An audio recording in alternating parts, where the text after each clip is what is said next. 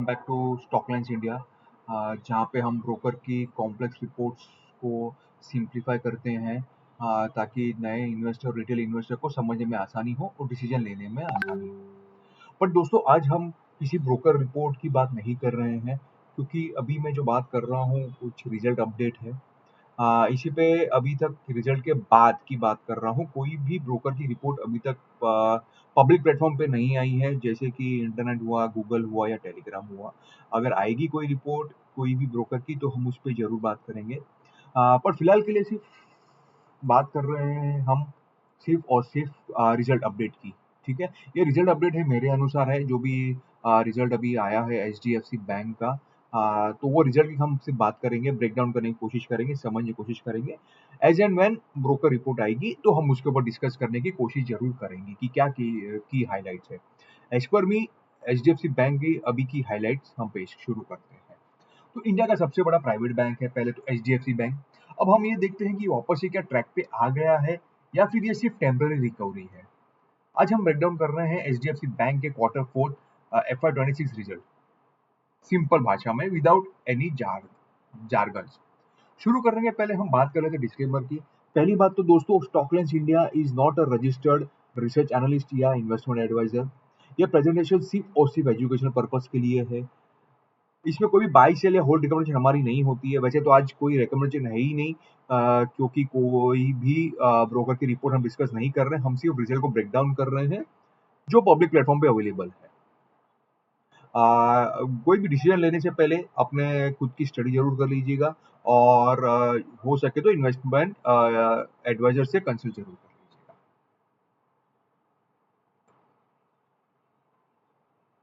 तो quick snapshot देख लेते हैं एचडीएफसी बैंक की। मार्केट कैप है लगभग 12 लाख करोड़। 52 हाई है 1020।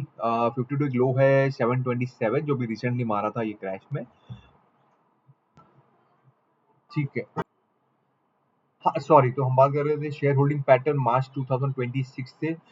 तो प्रमोटर होल्डिंग तो नील है, ऑब्वियस है, कोई है नहीं इसमें प्रमोटर। एफआईआई और लोकल म्यूचुअल फंड्स के पास बहुत बड़ी होल्डिंग है, दैट इज 84.19%। लगभग एफआईआई के पास भी 40-42% है, और उतना ही म्यूचुअल फंड्स के पास है। पब्लिक एंड गवर्नमेंट या अदर्स के पास है 15.81%। ये रिजल्ट, अब हम बात करते हैं कि ये रिजल्ट इंपॉर्टेंट क्यों है। क्योंकि इंडिया की एक तो सबसे बड़ी प्राइवेट बैंक है, कि भाई ग्रोथ रिवाइवल हो रहा है कि नहीं हो रहा है, वो देखना जरूरी है। इन्वेस्टर का आफ्टर मर्जर थोड़ा स्लो डाउन हुआ था, मोमेंटम मोमेंटम रिटर्निंग हो रहा है कि नहीं हो रहा है, मार्जिन अंडर प्रेशर है। तो अब हम इसमें देखेंगे क्या ग्रोथ वापस आ रही है या चैलेंज अभी भी बाकी है। तो पहले क्विक हाइलाइट्स देख लेते हैं लोन रिजल्ट का। क्विक हाइलाइट्स देखें तो लोन बुक इनकी बड़ी है 12.1% ईयर ऑन ईयर से। डिपॉजिट ग्रोथ हुआ है 14.4% year on year. Asset quality strong है, बट नीम जो होता है, नेट इंटरेस्ट मार्जिन, जो बैंक्स में सबसे ज्यादा इंपॉर्टेंट होता है, वो बैंक का बिजनेस ही इंटरेस्ट का होता है, उस पर प्रेशर है। मतलब स्टोरी मिक्स है, और इसी को आज हम डिकोड करने की कोशिश करते हैं।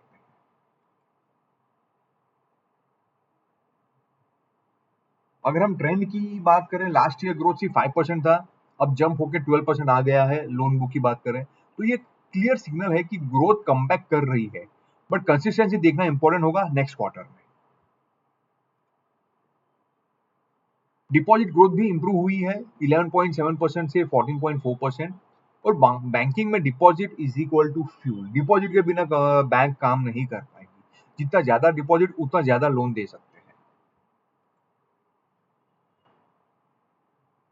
सबसे इंटरेस्टिंग पार्ट, ग्रोथ कहाँ आ रही है। एसएमई सेगमेंट में, जहाँ पे 17% से ग्रोथ हुई है। बिजनेस बैंकिंग जो 20% ग्रोथ है। मतलब एचडीएफसी बैंक अब हाई यील्ड सेगमेंट पे फोकस कर रहा है, जो फ्यूचर में मार्जिन को सपोर्ट कर सकता है। डिपॉजिट ग्रोथ की बात करें, डिपॉजिट है 31 लाख करोड़, क्रॉस कर चुका है। और सीडी रेशियो है 94.6%, जो पहले 98% के पास था। ये इंप्रूवमेंट पॉजिटिव है, क्योंकि high CD ratio risk create करता है। अब आते हैं बिग कंसर्न पे, जो है नीम, यानी कि नेट इंटरेस्ट मार्जिन, जहाँ पे प्रेशर है। नेट इंटरेस्ट मार्जिन गिर के 3.53% हो गया है, पहले 3.7% था ईयर ऑन ईयर।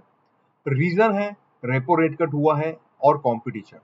इसको मैनेज करने के लिए ही बैंक एसएमई से लैंडिंग बढ़ा रहा है, जहां पे हमने देखा था प्रीवियस स्लाइड में कि 17% का ग्रोथ हुआ है, इसी को कॉम्पेंसेट करने के लिए। तो ऑब्वियसली वो एक क्वार्टर में तो रिजल्ट दिखेगा नहीं, हमें आने वाले क्वार्टर में वॉच जरूर करना होगा। तो ट्रेंड क्लियर है निम्स का, नेट इंटरेस्ट मार्जिन का डाउनवर्ड है, और ये शॉर्ट टर्म प्रेशर क्रिएट करेगा प्रॉफिटेबिलिटी पे। इन्वेस्टर इसको क्लोजली ट्रैक करेंगे आने वाले क्वार्टर्स में, तो ये बहुत इंपॉर्टेंट चीज होगा देखने के लिए। जैसे कि कंपनी अभी फोकस तो कर रही है बैंक एसएमई सेगमेंट में, बट आगे आने वाले 1 या 2 क्वार्टर बहुत जरूरी है। अब बात करते हैं एसेट क्वालिटी। ये एचडीएफसी बैंक की सबसे स्ट्रॉन्ग चीज है। जो नेट एनपीए है वो 3.8% है, और प्रोविजन भी 18% डाउन हुआ है। इंडस्ट्री बेंचमार्क लेवल क्वालिटी है ये, best among the asset quality in industry. Profitability की बात कर लेते हैं। प्रॉफिट है 19,221 करोड़, जो कि 9% ग्रोथ हुआ है, और कॉस्ट कंट्रोल भी स्ट्रॉन्ग है, और एआई ऑटोमेशन का यूज एफिशिएंसी इंप्रूव कर रहा है। साइलेंट स्ट्रेंथ है ये बैंक की। थोड़ा रिटर्न रेशियो पे फोकस कर लेते हैं, ज्यादा डीप में नहीं जाएंगे क्योंकि समझ ज्यादा कॉम्प्लेक्स है, हम आगे आगे इनको डिकोड करेंगे आने वाली वीडियोस में। अभी के लिए सिर्फ देख लेते हैं कि return on asset quarter fourth का था 0.48%, आरओए एफआई 26 का 1.94%, वो भी बेस्ट है अमॉन्ग द इंडस्ट्री। तो दोस्तों सी लीडिंग बैंक होने के कारण, one of the largest bank होने के कारण बेनिफिट्स उसको काफी सारे हैं, स्ट्रॉन्ग स्कोप है। खाली इनमें इशू आया था जो एचडीएफसी और एचडीएफसी बैंक का जो मर्जर हुआ था उसके बाद स्लो डाउन था, तो ये रिजल्ट्स तो काफी बेटर लग रहे हैं। अब फ्यूचर की बात करें तो बैंक 60,000 करोड़ का फंड रेजिंग का प्लान कर रही है, जो कि होगा infra landing opportunity. Government capex push support करेगी ग्रोथ को, तो ये उनके फ्यूचर ट्रिगर होंगे डेफिनेटली। पर रिस्क भी उतना ही है आगे। मिडल ईस्ट क्राइसिस इंपैक्ट हो रहा है, ठीक है। जीडीपी स्लो डाउन की बातें चल रही हैं। जो नेट इंटरेस्ट मार्जिन प्रेशर पे है, वो देखते हैं नेक्स्ट क्वार्टर में इंप्रूव होता है या नहीं होता है। या तो कंपनी का कॉन कॉल होगा, रिजल्ट अपडेट के बाद एक कॉन कॉल होता है, उसमें क्या मैनेजमेंट का कहना है उस पर हम फोकस करेंगे। कॉर्पोरेट गवर्नेंस डेवलपमेंट जो चल रही है, जिसके कारण से अभी बैंक लास्ट मेरे ख्याल से 15 या 1 महीने में काफी ड्रास्टिक फॉल हुआ था बिकॉज ऑफ कॉर्पोरेट गवर्नेंस, तो उसके ऊपर अपडेट डेफिनेटली हम वेट करेंगे कि क्या अपडेट आ रही है।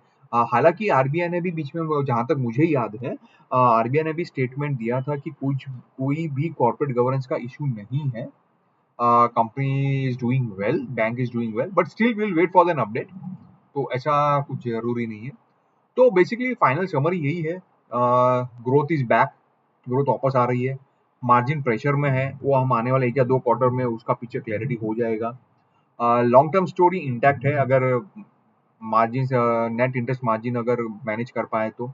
एसेट क्वालिटी तो बेस्ट इन क्लास है, उस पर तो कोई डाउट नहीं है। लॉन्ग टर्म स्टोरी अभी भी स्ट्रॉन्ग लगती है, तो डेफिनेटली ये स्टॉक को आपके वॉच लिस्ट में जरूर रखिएगा for the long term investor. मैं भी फिर एक बार कहूंगा कि यहाँ पे कोई भी ब्रोकर का अभी तक रिकमेंडेशन आया नहीं है, किसी भी ब्रोकर की रिपोर्ट आई नहीं है रिजल्ट को लेके। आएगी तो हम जरूर कोशिश करेंगे उसको डिकोड करने की। ये तो सिर्फ एक स्नैपशॉट है जो रिजल्ट का मैंने देने की कोशिश की है मेरे अनुभव के अनुसार। तो कोई भी डिसीजन लेने के पहले एक बार डिटेल में जरूर पढ़ लें, और ऐसे ही सिंप्लीफाई रिपोर्ट्स के लिए चैनल्स को लाइक, शेयर और सब्सक्राइब जरूर कीजिएगा। चलिए दोस्तों, इजाजत लेता हूँ, आगे फिर मिलेंगे हम किसी नए स्टॉक के साथ, नए रिपोर्ट के साथ। जब तक के लिए धन्यवाद।